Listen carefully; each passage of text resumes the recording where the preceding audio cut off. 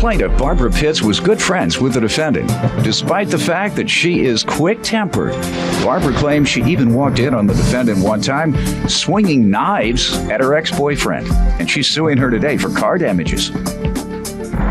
Defendant Candace Yancey says despite the fact that Barbara is older than her, she is completely irresponsible. Candace claims Barbara is so irresponsible that she got pregnant with twins after a one-night stand, and she denies owing Barbara. Candace is countersuing for car repairs. Start with you. Yes, sir. I met Candace in 06 at a job that we both started together. And we actually hit it off really good early. You know, we were good friends, became close friends. Our daughters were good friends. You know, they went to the same daycare, same school and everything. And we really didn't have any problems.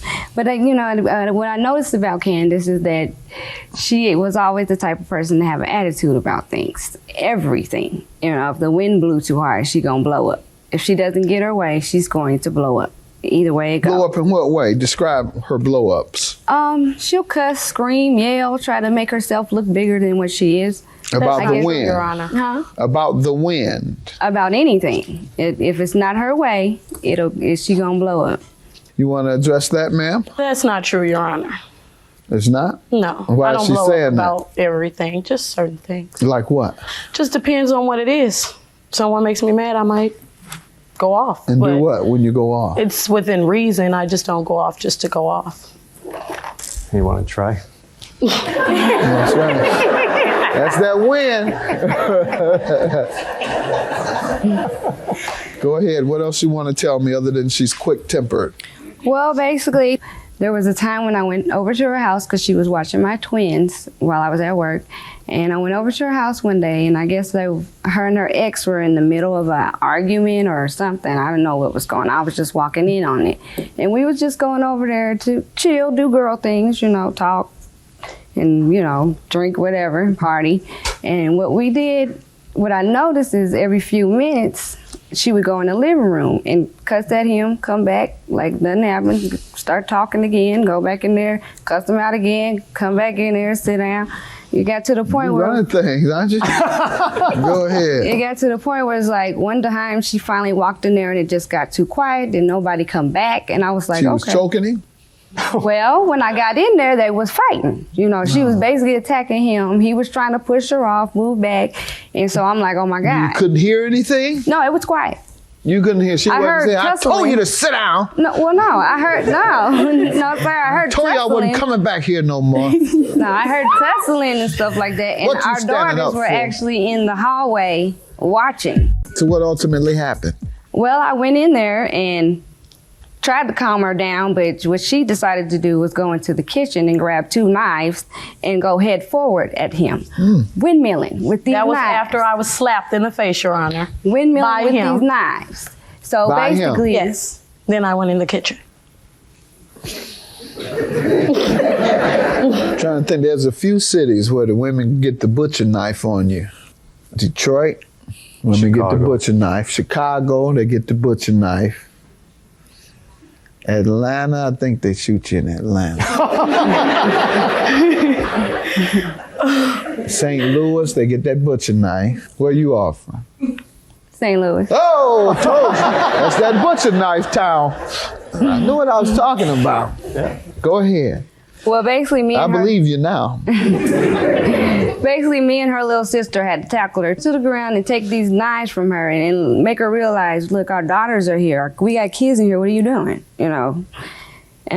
I started dating her cousin, which his name is Corey, and I stopped going out with her as much, you know, and she kind of got jealous. At first, she was happy. That's not true, Your Honor. At first, she was happy that we got That together. happens. You cut down your fun time with your friend because you got a new boyfriend or girlfriend, and the other one gets a little jealous because they may not have anybody. You don't have anybody? That's not true. They actually used to come over to my house and we all partied Don't together. skip the subject. So it was someone there with me, yes. You don't My have man anybody. was You didn't there. cut everybody you No, had. my man was Now you there. done run out of men to cut. No, by my man yourself was there. now. When they came over to party, he was there. You with have a man right now. Correct. How many cut marks? None at all. He has none at all. You want to give me some background? Well, I mean, Basically, she's sitting here trying to act like an angel. She's not. She's older than me, and she's not even like responsible. She goes out, we go out, we hang out all the time. She meets a guy. She knows him like 2 weeks. All of a sudden, she's pregnant. Then I'm at her boyfriend's house, ex-boyfriend, arguing with him, with her ex-boyfriend, with her, because that's my friend. So of course I'm going to stand up for her. I'm like, you're the father, you're the father. He's like, those twins are not my kids. Come to find out, when the blood test comes back, he's not the father. So the guy from the one night stand was the father. So if you're not even responsible enough to not get pregnant by a total stranger and have twins, child right? How can you sit up here and call me anything? At least I don't have any problem knowing who my kids are by, and I also be responsible enough to cover my own self when I rent someone a car. It's really not. That's what we hear about, right? A car. Yes, Tell me how she owes you for car damages. Well, basically, Your Honor, Candace came to me crying because when nobody in her family helped her with renting a car. She had just started a new job. She moved and she didn't have a way to get to and from work. And I was like, well, that's fine as long as anything that happens to this car, I'm not responsible for, And she was like, that's fine. So I rented her the car. She couldn't rent a car herself. And being with the insurance and all that. So what ultimately happened? Obviously, there was an accident of some sort? Yeah, she had an accident in the car. Okay, and she refused to pay it? Yes, sir. All right, ma'am. This is my receipt from Mako. We agreed that I would fix the car at Mako No, we did not, because sir. Barbara did not want to use her, she did not want to use the rental company's insurance. Did you fix it at Mako? No, she did not. Bumper cover? What was wrong with it, ma'am? I have the estimate that... I got an estimate that the car company it was the bumper, gave me. Your Honor. What damages did she cause originally? The back of the bumper. car, the bumper. That's all? That's it. And like the tailpipe. Well, she does show me something from Mako. We didn't agree to take the car to Mako, Your Honor. Remove and replace the left bumper. We did not agree to go to Mako. I could not take that car to Mako because it's not my car. Okay, so I had to take it back to budget. Okay, and they charged you this amount? Yes, sir. All right, gotcha.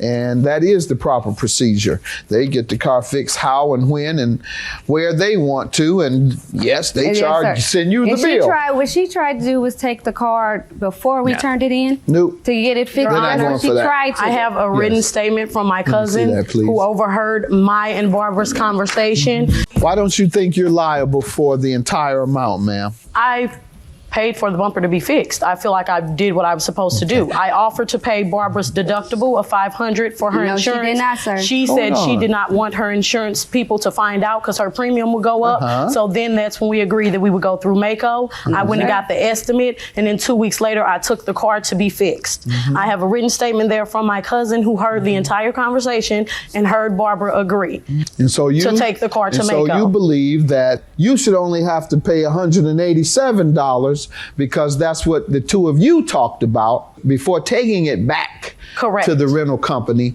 and the rental company charged $3,500. Well, when I took the car to we discussed it first before I took the car to even be for the estimate.